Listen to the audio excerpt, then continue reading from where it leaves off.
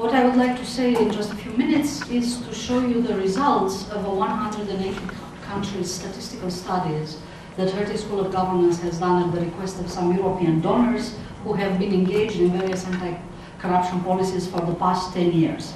Now, this is statistics. It doesn't mean it's tailored to certain countries, but at the same time, there are some quite clear conclusions also coming out of what previous speakers said that we were able to test, and we can now report in real certainty what we should do and what particularly we should not do. So first, we are confronting here an extremely difficult problem. We should not relativize corruption very much. Corruption in the European Union is not the same as corruption in Central Asia.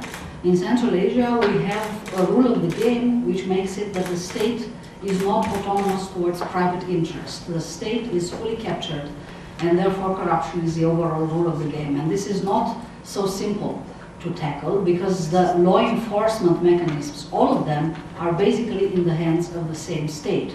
So we have a lot of reports coming out of Africa and other places where Western donors invested a lot of money to help neo-patrimonial dictators develop their police force, their anti-corruption agencies, or that audit institutions, which in the end only gave instruments to these neo-patrimonial dictators and to these real predators to better extract resources from their societies and control their societies and use these instruments against their political oppositions. So a word of warning against this. This is rather a dangerous path to go, and unsurprisingly, in our statistical evidence, we found that nothing of this works. So let me tell you very clearly what we found. First, we found that after 5 years of ratifying the United Nations Conventions Against Corruption, there is absolutely no statistical difference between countries which adopted this treaty and countries which did not. When explaining control of corruption, which is this big World Bank aggregate variable, just putting all corruption together and creating an aggregate out of this. And the reason of this is that countries which implement the UNCAC, basically many of them have no intention of ever translating it into reality. They just implement it out of international pressure. They just adopt it, ratify it, but then they never implement it really. You know, on the optimistic side, we can say that if somebody would have done a similar statistical study 5 years after the adoptions of UN Human Rights Treaty, they would have probably found the same lack of statistical impact, because in the end, what brought about the triumph of human rights as a global norm was not the fact that the convention existed, but the numerous freedom fighters in various countries which fought for freedom and the international support for them in critical moments. And I think that in corruption, the situation is very much the same. We have UNCAC, we have various regulations, but we have to understand very clearly that the battleground is domestic. It's a power equilibrium fought in each and every of these countries, and if international community really wants to do something, it has to strategically intervene and help those who fight for the good in various moments. And that is not the approach that we take presently. What we do presently is we rather go to corrupt governments and try to sell them various pieces of legislation, although we have evidence those are never implemented or are implemented discriminatively.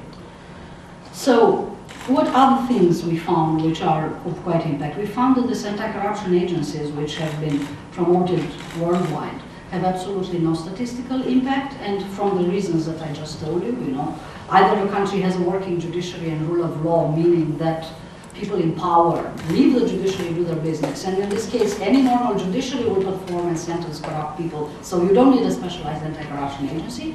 Either you do not have rule of law, and the judiciary receives orders from the political power, and then give them an anti-corruption agency, either it will be useless, or they will put their political opponents in jail. So that was the second important thing which didn't work. Ombudsman, we found that it didn't work. I mean, I would have to warn very strongly against this, Western imports that people believe that transplanted to every context they work. They don't. I mean, give an ombudsman to a totally captured government, a government which is captured by a family or by a clan, or what do you think will imagine? I mean, let's rather be imaginative. Let's rather, fund an ombudsman in broader society or something like this, but not give it to the same government. And I can prove it doesn't work. And I looked over 20 years, so we have time series of 20 years. We are the first to have documented this. We really worked at this for the past months, and this is just coming up. Well, what works? Because some things work. So first important thing is that in societies such as the one that we're discussing here, it's absolutely impossible to separate anti-corruption from the more general democratization process of the societies. I mean, definitely this is a human rights issue.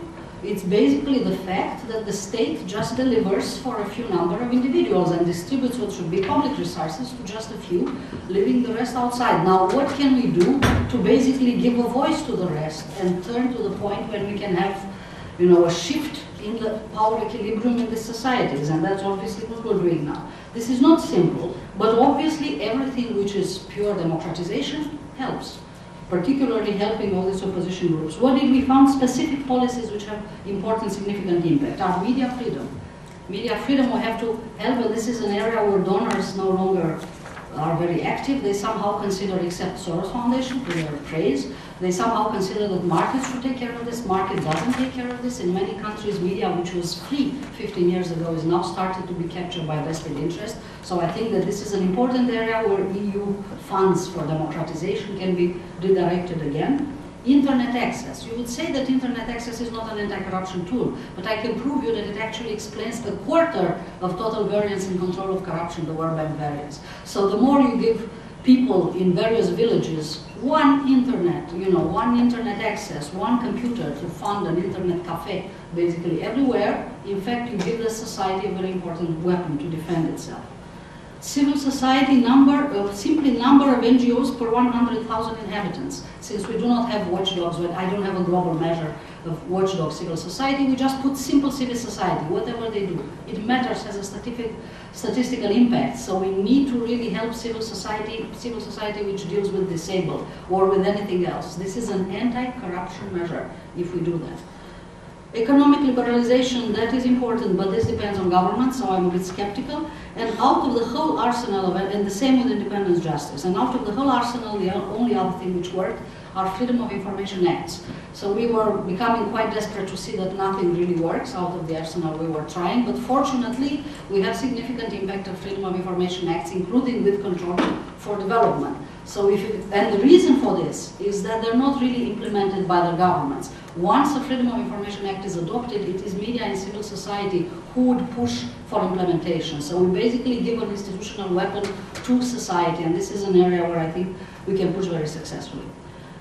And just in the end, because I don't think there are universal recipes. Each of these countries, I know these 3 countries are fairly different, so on each of them actually we should work on finding individual tools, not just selling one package to all.